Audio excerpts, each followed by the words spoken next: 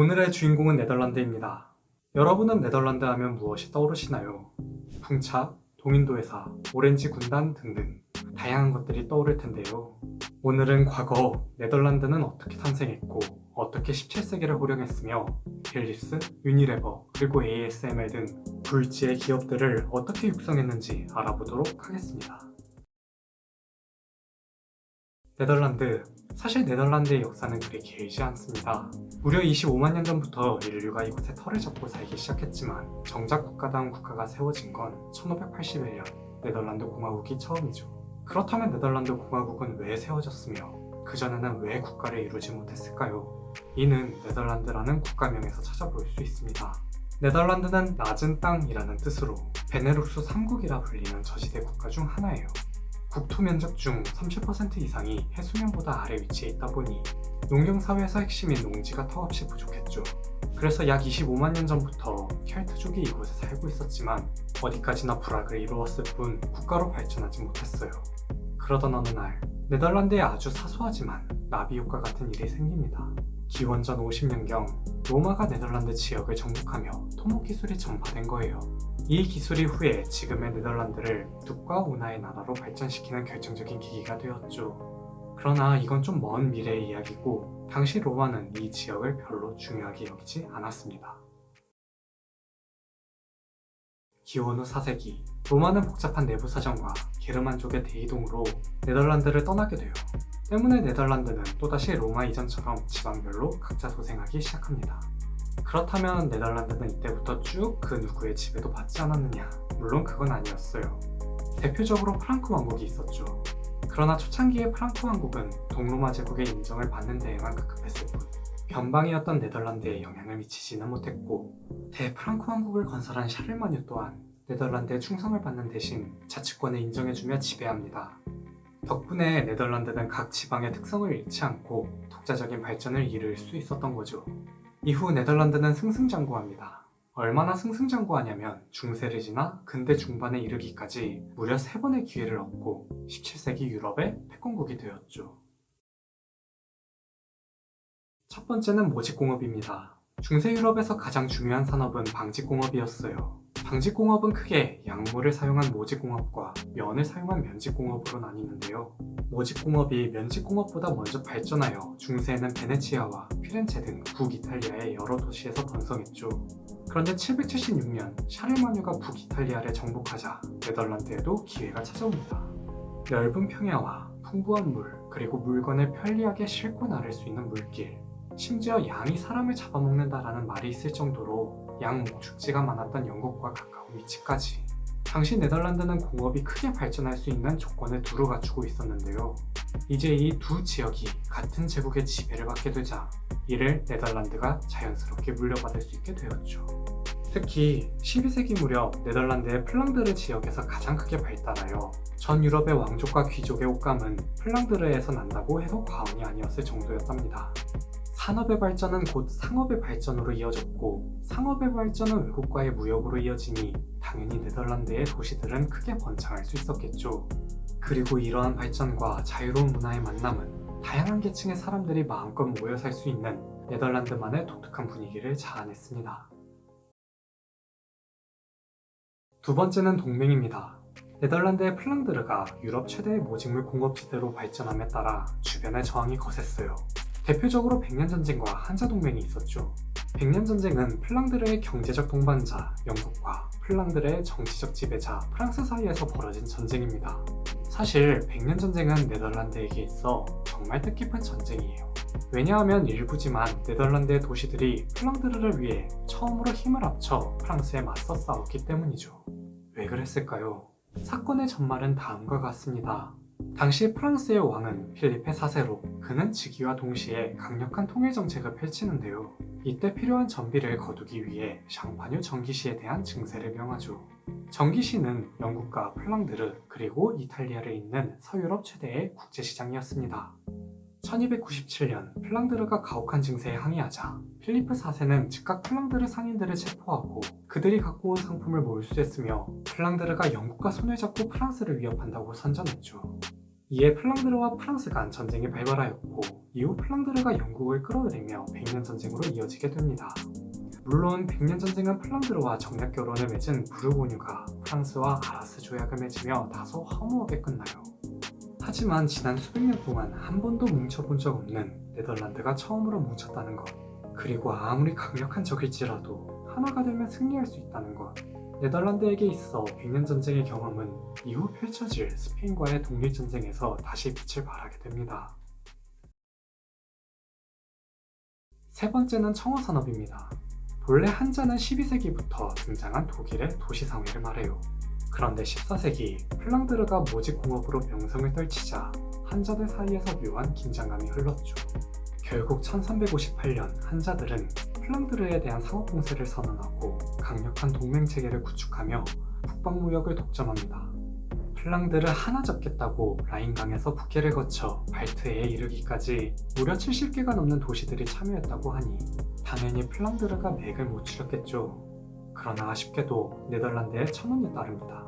비록 플랑드르는 어려워졌을지라도 네덜란드의 또 다른 도시 암스테르담의 기회가 찾아온 거예요.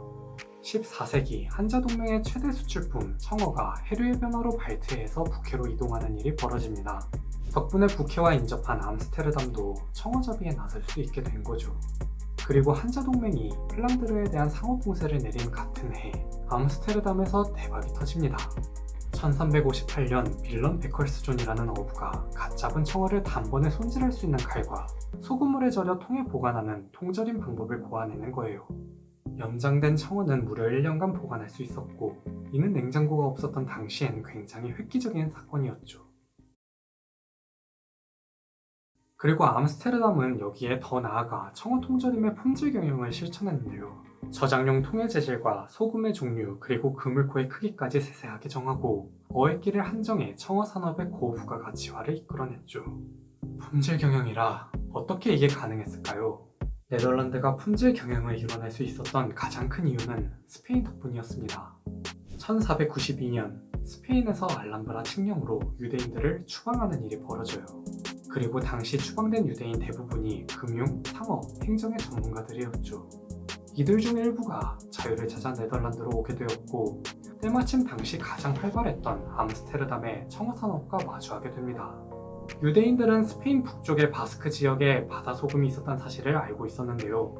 따라서 기존에 수입하던 한자동맹의 암염 대신 값싸고 질 좋은 바스크산 바다소금을 수입함으로써 암스테르담의 소금 시장뿐만 아니라 청어 산업까지 주도하게 된 거죠. 이후 암스테르담의 청어 산업은 역사적 사건과 만나 또 다른 기회를 낳습니다. 그 사건은 알람브라 칙령이 선포된 지 얼마 지나지 않아 크리스토퍼 콜럼버스가 신대륙을 발견한 일이었죠. 콜럼버스의 신대륙 발견은 신항로의 개척을 가져와 당시 무역의 중심이 지중해에서 대서양으로 이동합니다. 이 과정에서 암스테르담의 청어 통절임은 뱃사람들의 훌륭한 단백질 공급원이 되었고 반대로 한자동맹은 청어와 소금에 이어 무역로까지 모든 걸 잃게 되었죠. 1358년과 1492년, 정확한 시기는 다르지만 각 연도에 일어난 두 쌍의 사건이 많은 도시의 운명을 바꿨다니 신기하네요.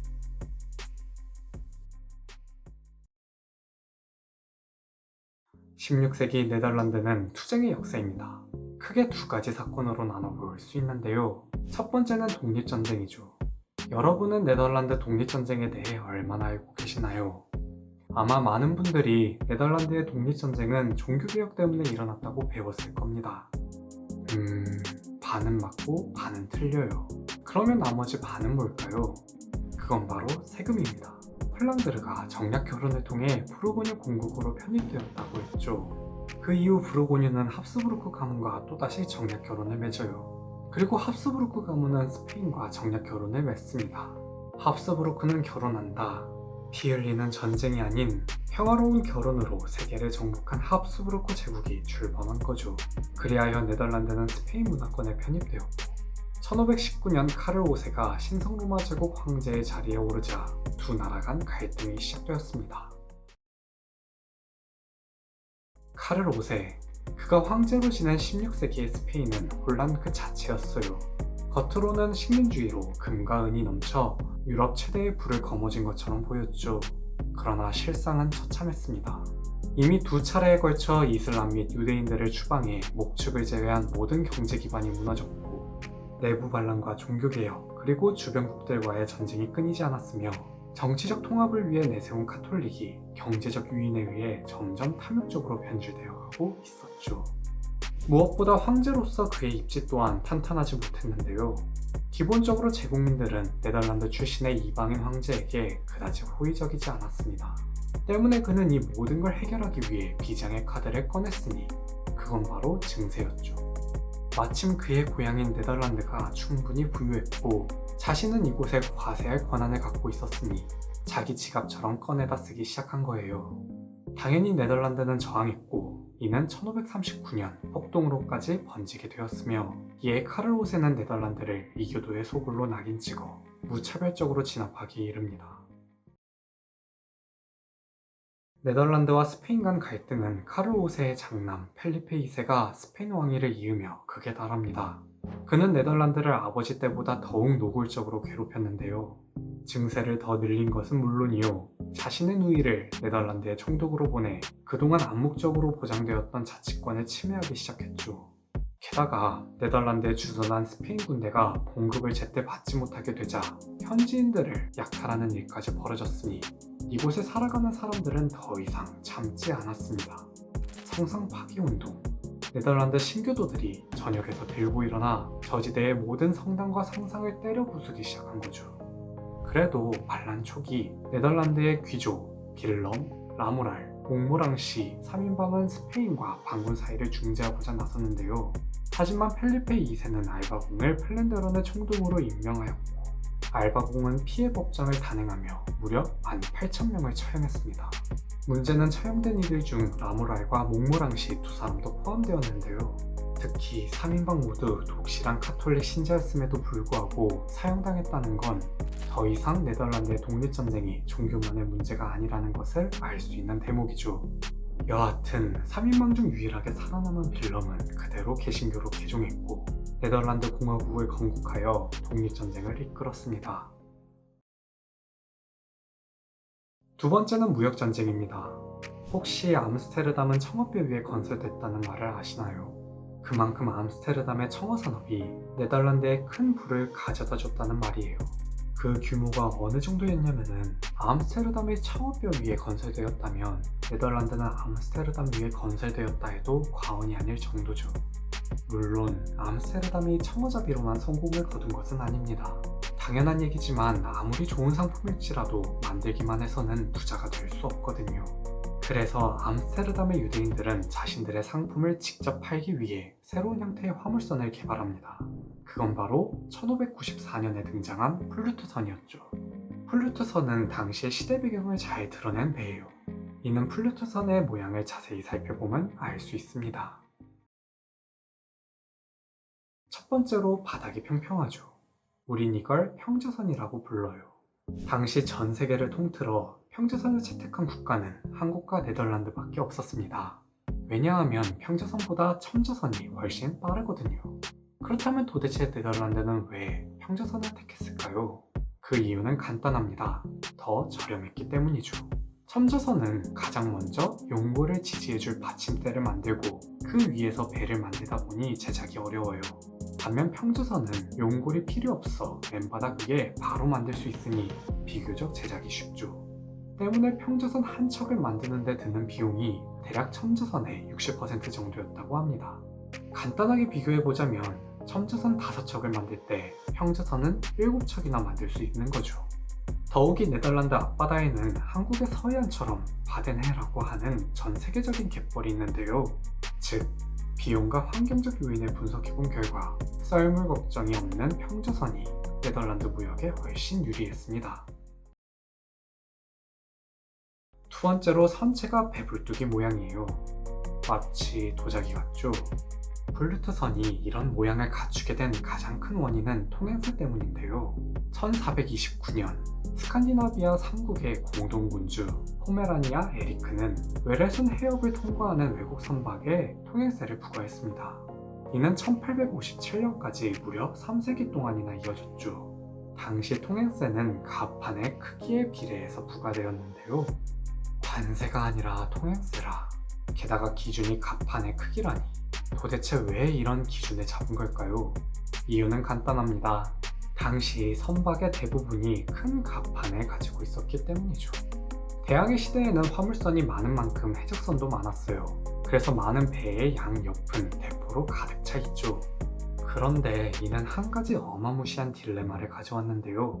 더 많은 대포를 장착하기 위해선 그만큼 더 크고 단단한 갑판이 필요했던 거죠. 그리고 이로 인해 커져버린 배를 다루기 위해선 그만큼 많은 선원이 필요하고요. 배의 선원이 늘면 늘수록 화물을 실을 공간은 좁아질 수밖에 없고, 이는 결국 배가 안전하면 안전할수록 돈을 벌 수 없다는 결론에 다다릅니다. 때문에 유대인들은 건조 비용과 통행세를 조금이라도 낮추기 위해 갑판은 좁게, 하지만 선창은 넓게 만들어 지금의 모양을 갖추게 된 거예요. 최소한의 안전으로 최대의 이익을 내겠다는 하이리스크 하이리턴인 거죠. 마지막은 커다란 돛입니다. 유대인들은 두세 개의 대형 돛대에 큰 돛들을 달았어요. 플루토선의 돛대는 당시 선박 중 가장 높았는데요. 이는 빠른 속도를 위한 것이라고 합니다. 따라서 바람의 방향이나 풍속이 바뀌면 재빨리 돛의 방향과 높낮이를 조절해줄 선원이 많이 필요했어요. 하지만 유대인들은 최초로 돛대에 복합 도르래를 설치하여 선원 수를 대폭 줄일 수 있었죠. 복합 도르래가 얼마나 획기적인 것이었냐면, 플루토선은 복합 도르래 하나로 이전에 만들어진 선박 대비 5분의 1, 영국의 동급 선박 대비 3분의 1 수준까지 줄일 수 있었습니다. 대항해 시대의 무역은 일종의 도박과도 같았어요. 일례로 1598년 앤트워프에서 아시아로 떠난 22척의 함선 중 귀환한 것은 고작 12척에 불과했습니다. 그만큼 원거리 무역은 목숨을 담보로 하는 일이었고 함선의 소모도 심했죠. 하지만 암스테르담의 유대인들은 포기하지 않았고 오히려 다른 국가보다 더 저렴하고 더 빠르고 더 안전한 답을 찾았습니다. 그리고 청어산업대와 마찬가지로 플루토선을 대량 건조하기 위해 또다시 표준화를 실시해요. 덕분에 네덜란드는 16세기 후반 이미 북방무역의 70%를 장악했고 어선 2,000척 이외의 상선 숫자도 나머지 전 유럽의 상선 수보다 많은 1,800척이나 되어 세계 해운 업계를 평정했습니다. 흔히 네덜란드 독립전쟁은 80년 전쟁이라 부릅니다. 80년이라는 긴 세월 동안 이어진 만큼 다양한 사건이 얽혀있죠. 하지만 그것과 별개로 네덜란드의 상업은 눈부시게 발전했는데요. 어떻게 이게 가능했을까요? 이는 크게 두 가지 요인으로 이뤄볼 수 있습니다. 첫 번째는 영국과 엘리자베스 1세입니다. 네덜란드와 영국은 12세기부터 경제적 동반자로서 돈독했어요. 반면에 스페인과 영국은 헨리 8세를 기점으로 급격히 악화되어 갔죠. 그래서 엘리자베스 1세는 네덜란드가 스페인으로부터 독립전쟁을 일으키자 물밑에서 네덜란드를 지원합니다. 이에 펠리페 2세는 잉글랜드 원정을 떠났지만 칼레 해전에서 처참히 무너졌어요. 무적 함대의 몰락. 사실 영국은 네덜란드가 독립을 하든 말든 별 관심이 없었습니다. 그저 스페인의 금과 은을 원했죠. 하지만 영국이 스페인을 견제하는 과정에서 네덜란드는 영국을 방파제 삼아 독립전쟁을 좀 더 유리하게 이끌 수 있었어요. 두 번째는 또 유대인입니다. 이스라엘도 아니고 유대인을 몇 번이나 언급하고 있는지 모르겠지만 아무튼 이번에도 유대인이 해냈죠. 유대인들은 청어산업 때도 플루토선을 건조할 때도 표준화를 실시했다고 한 것을 기억하시나요? 유대인의 표준화 사랑은 상업과 조선업을 넘어 이제는 해운업과 금융업으로까지 이어졌습니다. 16세기 말 당시 네덜란드에는 플루토선의 등장과 동남아시아 향로 무역으로 원거리 무역 열풍이 불었어요. 성공만 한다면 투자금 대비 4배 이상의 수익을 얻을 수 있었기에 네덜란드 안팎에서 너도 나도 뛰어들었죠. 특히 1600년 영국 상인들이 세계 최초의 동인도 회사를 설립하며 네덜란드를 견제하고자 나섰는데요. 제2의 한자동맹이 시작된 겁니다. 문제는 영국 상인들과 달리 네덜란드 상인들은 전혀 뭉칠 생각이 없어 보였어요. 오히려 몇 년 사이 자국 내에서 자기들끼리 치킨 게임이나 하고 있었죠. 결국 네덜란드 정부와 의회가 직접 교통정리에 나서게 되었고 그렇게 탄생한 것이 바로 1602년 네덜란드 동인도 회사입니다. 사실 영국과 네덜란드 각 동인도에서는 이름만 같을 뿐 형태는 전혀 달랐어요. 크게 세 가지 정도 달랐는데요. 첫 번째는 설립 목적입니다. 네덜란드의 경우 기존의 원거리 무역을 좀 더 효과적이고 효율적으로 운영하기 위해 동인도 회사를 설립했다면, 영국은 선발주자인 스페인과 포르투갈을 따라잡고 같은 후발주자인 네덜란드와 프랑스를 견제하고자 설립했죠. 말이야 같은 동인도 회사고 후발주자지, 애초에 영국과 네덜란드는 출발선 자체가 달랐어요. 두 번째는 규모입니다. 영국과 네덜란드 두 동인도 회사 모두 국가 주도하에 설립된 것은 맞아요. 하지만 초기 자본을 모으는 방식이 달랐는데요. 영국은 출제자가 왕실과 상인들로 구성되어 있는 반면, 네덜란드는 의회와 상인을 넘어 민간에게도 투자를 받았죠. 왜 그랬을까요? 이는 당시 각국의 사정을 통해 살펴볼 수 있습니다. 당시 영국은 연이은 왕위 계승 문제와 인클로저 운동으로 빈민이 넘쳐났지만, 드레이크경의 활약으로 왕실만은 부유했어요. 반면 네덜란드는 긴 독립전쟁의 여파로 의회는 가난했지만 국가 자체는 상업과 조선업 등 경제적 기반이 마련되어 있었죠. 그러나 이것만으로는 부자들과 일반 국민들을 끌어들이기엔 역부족이었어요. 왜냐하면 기존의 신항로 개척에 나섰던 회사들은 모두 무한 책임 형태였기 때문입니다. 당시 투자자들은 고수익만 믿고 투자했다가 까딱하면 죽을 때까지 노예 신세를 면치 못했는데요. 유대인들도 이러한 위험성을 잘 알고 있었겠죠. 그래서 이를 해결하고자 한 가지 획기적인 아이디어를 떠올렸고, 그 아이디어는 바로 주식이었습니다. 주식. 굳이 긴 말이 필요 없죠. 요즘은 너도 나도 주식 한 주쯤은 가지고 있으니까요. 아무튼 세계 최초의 주식회사는 네덜란드 동인도 회사다라 할 정도로 현재 주식회사와 별반 다르지 않는데요. 개별 투자자들로부터 투자를 받아 자본금을 형성하고, 그 자본금의 소유에 대한 권리가 담긴 종이, 즉 권리증서를 발급했죠. 그리고 그 증서에는 자본금 대비 얼마만큼 투자했는지가 적혀 있었습니다. 지금은 IT의 발전으로 모든 것이 전산화되어 이 종이를 받는 일은 없지만 우리나라도 옛날에는 있었어요. 또 회사는 투자자들에게 투자금을 장기간 예치해두는 대가로 매년 수익금을 배당하기로 약속했는데요. 청어산업으로 식량 걱정 없지, 플루토선의 성능 확실하지, 배 한 척이 아닌 여러 척으로 운영하는 회사에 투자하는 거지. 무엇보다 그 회사는 정부로부터 독점권을 부여받았지. 그런데 배당은 또 높아. 사실상 국가가 보증하는 대박주였던 거예요. 덕분에 회사 설립 때 모인 자본금은 총 650만 길더, 금으로 환산하면 60톤이 넘는 규모로, 이는 영국 동인도 회사 대비 8배가 넘는 수준이었다고 합니다. 네덜란드 동인도 회사의 성과는 이뿐만이 아니었어요. 주식을 발행했으니 이제 거래를 해야죠. 설립 당시에는 초기 자본금에 대한 증서만 발행하면 됐어요. 그런데 세상에는 정말 다양한 사람이 있잖아요. 누구는 급전이 필요해서 팔고 싶고, 누구는 처음에 못 사서 혹은 샀지만 더 사고 싶을 겁니다. 사려는 사람이 있고 팔려는 사람이 있으니 당연히 그 둘을 중개해주는 시장과 거래 비용, 수익 등 돈을 관리해줄 은행이 필요했겠죠. 그래서 역사상 최초의 증권거래소와 은행도 1609년 암스테르담에 세워지게 됩니다. 세 번째는 무역 방식입니다. 여러분도 잘 아시다시피 대항해 시대 때 일본에 머무를 수 있었던 유일한 국가는 네덜란드였죠. 어떻게 이게 가능했을까요? 이유는 간단합니다. 네덜란드 사람들은 오직 돈에만 관심이 있었기 때문이죠. 대항해 시대의 초기 목적은 돈보다 신앙이었어요. 그래서 선발주자였던 스페인과 포르투갈은 가는 곳마다 자신들이 믿는 그리스도교를 전파하고 다녔죠. 그런데 네덜란드는 상황이 달랐어요. 유대인들이 폐쇄적인 유대교를 전파할 리는 없고, 대부분 종교 탄압으로 타국에서 쫓겨나온 처지인데 포교 활동에 관심을 가질 리가 없었죠. 그래서 이들이 일찌감치 일본에서 추방당한 덕분에 네덜란드가 낼름 차지할 수 있었던 겁니다. 영국 또한 네덜란드와 마찬가지로 초기에는 포교 활동을 하지 않았어요. 그러나 1813년 영국 의회가 특허법을 통과시키면서부터 활발하게 하고 다녔답니다. 네덜란드는 금융업의 발달로 황금의 17세기를 맞이합니다. 어마어마한 재력과 자유로운 문화의 결합은 네덜란드 역사상 가장 많은 위인을 배출했는데요.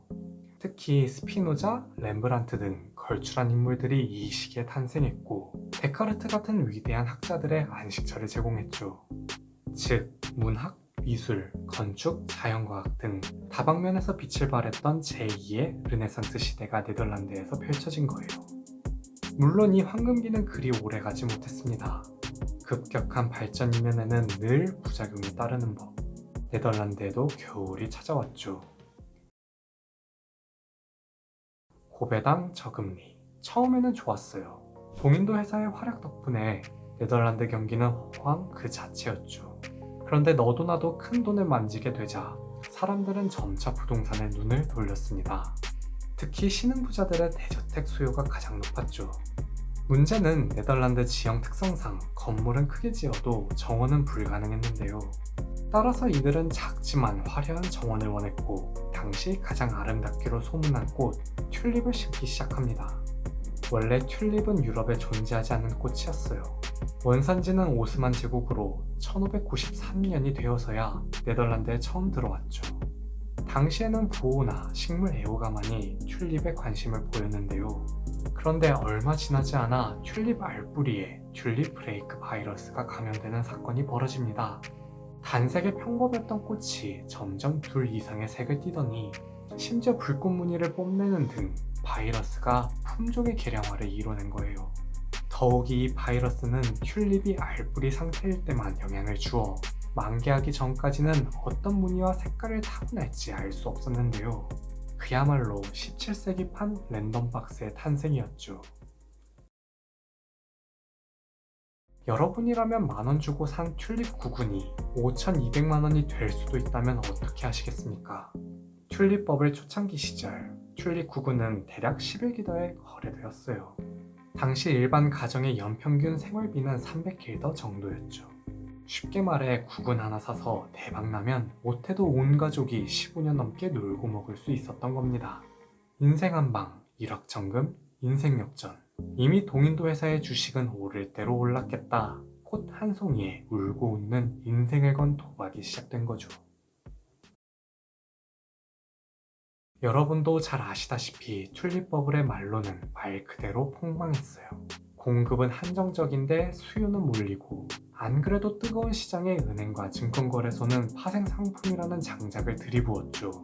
불과 몇 개월 전만 해도 10만 전자, 1000슬라, 1억 비트, 가자 했던 우리의 모습처럼 당시 유럽인들도 모두 미쳐 있었던 겁니다. 그리고 곧 깨달았죠. 고작 꽃 하나가 이렇게 비쌀 일인가. 공포는 우리가 생각한 것보다 크고 오래갑니다. 이번 루나 사태처럼 튤립 가격 또한 4개월 만에 최고점에서 99%나 빠졌고 많은 이들이 파산했으며 철옹성 같던 네덜란드 금융 시스템에 금이 가기 시작했죠. 물론 흔히 알려진 것과 달리 튤립 버블이 네덜란드 경제에 미친 영향은 미미했습니다. 그동안 벌어둔 게 많았으니까요. 그러나 네덜란드를 17세기 패권국으로 이끈 쌍두마차, 해운업과 금융업은 더 이상 시너지를 발휘하지 못했고 영국과 프랑스 등 이웃나라들로 인해 역사의 뒤안길로 사라지고 맙니다.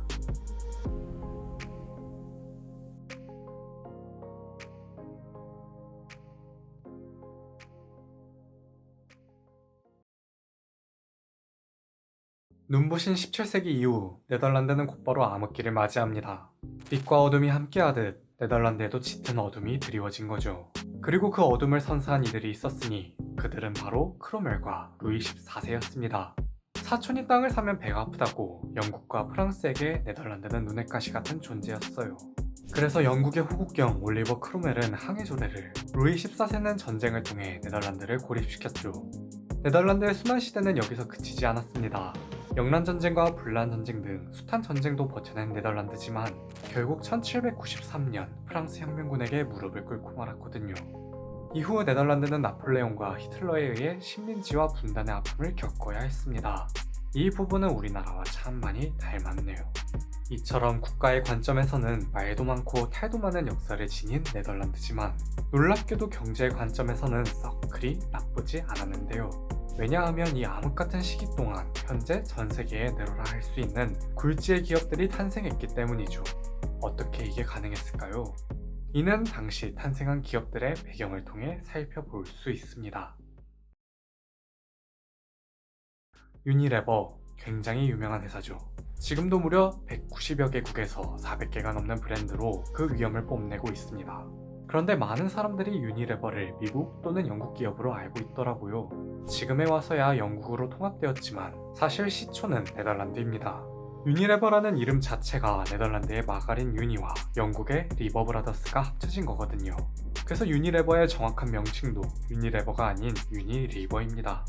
마가린 유니, 여러분이 생각하는 그 마가린 맞아요. 19세기경 마가린 유니는 안톤과 얀 두 형제 사이에서 탄생했습니다. 이들은 원래 오스라는 지역의 목수였는데요. 그런데 왜 갑자기 마가린 회사를 세웠느냐? 이유는 간단합니다. 요관 형제가 목수 일을 해주면 사람들은 그의 대가로 돈 대신 버터를 줬는데 이걸 시장에 팔아보니까 너무 잘 팔렸던 거예요. 그래서 이참에 목수 일을 때려치고 버터 장수가 되기로 결심했던 거죠. 요관 형제의 버터 사업은 순탄했습니다. 기존에 반덴베르라고 하는 버터 제조회사가 있긴 했지만 버터는 사람들이 매일 찾는 필수제였기에 경쟁은 그리 치열하지 않았죠. 오히려 문제는 다른 곳에 있었는데요. 바로 마가린의 등장이었습니다. 혹시 여러분은 버터와 마가린의 차이를 아시나요? 기본적으로 버터는 우유로 만듭니다. 그것도 아주 많은 양의 우유로요. 인력도 많이 필요해 1kg의 버터를 만들기 위해서는 무려 50리터의 우유와 그 우유를 버터로 가공할 장정 4명이 필요했죠. 만드는 방식 역시 쉽지 않았기에 당연히 버터의 가격은 비쌀 수밖에 없었습니다. 때문에 버터를 찾는 서민들의 생활은 점점 궁핍해져만 갔고 자연스럽게 버터의 대체품을 찾는 수요가 늘어났어요. 그리고 그 대체품을 만든 이가 있었으니 그가 바로 프랑스의 화학자 이폴리트 메주 무리에입니다. 1869년 무리에는 나폴레옹 3세의 명에 따라 버터를 대체할 인공 버터를 발명했어요. 그게 오늘날의 마가린이었죠. 버터와 마가린의 가장 큰 차이점은 재료인데요. 앞서 밝힌 대로 버터는 우유, 즉 동물성 지방으로 만들지만 마가린은 식물성 지방으로 만듭니다. 물론 초기의 마가린은 100% 식물성 지방으로 만들진 못했어요. 왜냐하면 당시에는 식물성 지방을 굳히는 기술이 없었거든요. 그래서 연어나 고래 기름을 섞어 만들었는데 그 냄새가 지독한 데다가 회색에 가까운 빛깔의 인기가 없었다고 합니다. 그러나 시간이 흘러 생산 기술이 발전함에 따라 마가린의 맛과 빛깔 또한 좋아졌죠. 이제는 정말 버터를 대체할 지경에 이른 거예요. 결국 위기감을 느낀 요건 형제는 1871년 무리에의 마가린 특허를 인수하였고 이후 해외 진출을 위해 마가린 윤이라는 이름으로 새롭게 출발합니다. 자, 이제 잠시 네덜란드의 이웃나라 영국으로 넘어가 볼까요? 1884년 영국 최초로 브랜드가 딸린 비누가 출시됩니다. 선라이트 숲, 리버 브라더스가 만든 빨래 비누였죠. 그런데 이 비누가 출시되자마자 영국 주부들의 사랑을 독차지합니다. 어떻게 이게 가능했을까요? 선라이트의 성공 요인은 크게 두 가지로 구분할 수 있습니다. 바로 비누의 성분과 마케팅이죠. 선라이트 이전의 비누들은 동물의 기름 또는 탄산나트륨으로 만들어져 대부분 냄새가 고약하고 피부를 자극했는데요. 반면에 선라이트는 팜유, 모카씨 오일 그리고 글리세린을 원료로 하여 향긋하고 자극이 적었으며 세탁력까지 탁월했다고 합니다. 게다가 비누와 포장지에 선라이트라는 브랜드를 새겨 넣었으니 소비자들의 머릿속에 선라이트 비누는 순한 비누라는 일종의 공식이 성립되었죠. 그런데 말입니다. 여러분은 혹시 무언가 눈치채지 않으셨나요? 화학 유튜버도 아닌 제가 왜 마가린과 비누의 역사를 이리도 장황하게 늘어놓았는지를 말이죠. 맞습니다. 이 둘은 같은 방법으로 발전해왔기 때문이에요. 팜유, 전혀 관련 없어 보이는 이 두 회사가 알고 보니 같은 원료를 사용하고 있었던 거죠. 소시적 세계사를 배우신 분들이라면 플랜테이션이라는 단어를 한 번쯤 들어보셨을 겁니다. 보통 자본을 가진 서양인이 식민지의 좋은 토지와 값싼 노동력을 가지고 경영하는 대규모 농장을 말하죠. 특히 전 세계 팜유의 상당 부분을 인도네시아와 말레이시아가 수출했는데요. 바로 이 두 국가가 각각 네덜란드와 영국의 식민지였습니다. 정치는 이념을 먹고 자라지만 경제는 자유를 먹고 자란다. 딱 유니레버를 보면 떠오르는 문장인데요. 양 국가의 사이가 좋든 말든 세계가 이념 갈등에 휩싸이든 말든 돈이 된다면 어제의 적이 오늘의 동지가 될 수 있는 것처럼 제국주의라는 환경하에 유니레버는 탄생했고 지금도 세계 곳곳에 그 위상을 드높이고 있죠. 자, 그럼 이제 다른 기업 이야기로 넘어가 봅시다. 여러분은 1960년대 네덜란드의 한 기업이 글로벌 가전시장을 선도했다는 것을 알고 계시나요? 필립스. 지금은 세계 3대 의료기기 기업이라 불리고 있지만 한때 면도기, 다리미, CD 등 가전기 글로벌 스탠더드였죠. 무려 130년이라는 유구한 역사를 지닌 만큼 필립스는 네덜란드 경제 발전에 지대한 공헌을 했는데요. 과연 어떠한 공헌을 했는지 간략히 살펴보죠. 1891년 평소 전자제품과 공학에 관심을 갖고 있던 제라드 필립스는 사업을 하기로 결심합니다. 사업 아이템은 백열전구. 당시 가장 경제적이면서도 혁신적인 제품이었죠. 그는 자신의 사돈의 팔촌까지 사업에 끌어들였는데요. 그래서 회사 이름이 필립스였던 겁니다. 유니레버와 마찬가지로 일종의 가족 사업이었죠. 필립스는 굉장히 독특한 회사였어요. 동생 안톤 필립스의 엄청난 사업 수완 덕분에 1910년대 이미 유럽, 미국, 일본, 브라질까지 진출했고 특히 러시아 황제와의談판으로 상트페테부르크의 겨울궁전에 사용될 전구를 공급하며 유럽 최대 전구 회사가 되었습니다. 필립스는 제품 다각화에도 박차를 가했는데요. 제1차 세계대전이 발발한 와중에도 지속적인 연구개발을 통해 라디오와 의료장비에 대한 사업 확장을 단행했죠. 필립스는 계속해서 승승장구합니다. 1929년 세계대공황이 발생하자 많은 국가들이 보호무역 정책을 펼쳤는데요. 이때 필립스는 해외의 생산시설 설립과 적극적인 M&A를 통해 극복할 수 있었죠. 선한 영향력도 많이 끼쳤습니다. 제2차 세계대전 때에는 다수의 의공자를 배출하기도 했거든요. 그리하여 필립스는 끊임없는 노력과 시도의 결실로 1960년대에 이르러 산업표준 기술을 주도하는 가전제국으로 우뚝 서게 되었죠. 물론 필립스의 성공 가도는 그리 튼튼하지 않았습니다. 가전제국으로서 다양한 제품과 사업부를 거느렸지만 모든 곳에서 돈이 나오지는 않았거든요. 설상가상 소니와 삼성 그리고 LG 등 어마어마한 후발주자들이 나타났으니 창립 110년째인 2001년 약 4조 원에 가까운 사상 최악의 적자를 기록하고 말았죠. 그야말로 필립스 제국의 위상에 흠집이 나버린 겁니다. 필립스에게는 돌파구 마련이 절실했고 이때 등장한 인물이 있었으니 그는 바로 클레이스 데를리였죠. 클레이스는 필립스에만 30년 넘게 일한 그야말로 필립스맨 그 자체였어요. 누구보다도 필립스라는 회사에 대해 잘 알고 있었고 그래서 회사의 미래를 위해 과감한 결단을 내렸습니다. 사업부 매각.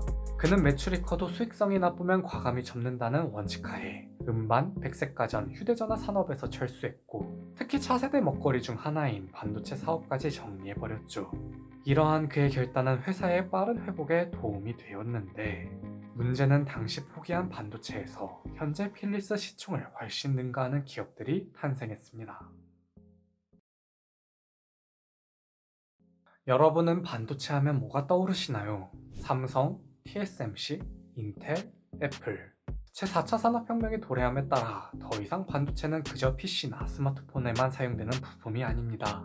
냉장고, 세탁기, 그리고 자동차 등 일상의 모든 곳에 없어서는 안 될 존재가 되었죠. 앞서 언급한 기업들은 바로 그 중요한 반도체를 제조하는 기업이에요. 그런데 말입니다. 제 아무리 더 작고 더 얇고 더 싸게 반도체를 제조할 수 있는 기술이 있다고 한들 이를 실현해줄 재료가 없으면 말짱 도루묵이죠. 우린 이미 2019년 일본을 통해 이 재료의 중요성을 누구보다도 잘 기억하고 있잖아요. 소부장. 지금 소개해드릴 기업은 이 기업들이 반도체를 제조하는 데 필요한 장비를 최고로 잘 생산하는 기업입니다. ASML. 필립스는 2개의 반도체 기업을 탄생시켰는데요. 그 중 하나가 ASML입니다.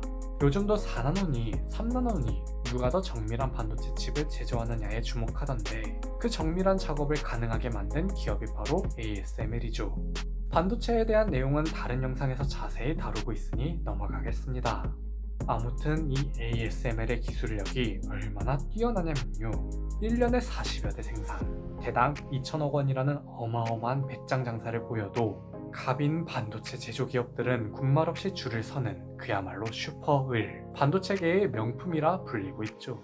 현재는 미국과 대중국 수출 규제를 두고 갈등을 빚고 있던데 과연 G1인 미국한테 마저 슈퍼을로 남을 수 있을지 귀추가 주목됩니다.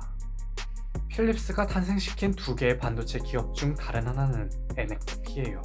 NXP, 나름 생소한 기업이지만 NXP는 차량용 반도체 시장 점유율 1기업으로 한때 삼성전자가 눈독들인 기업이었죠.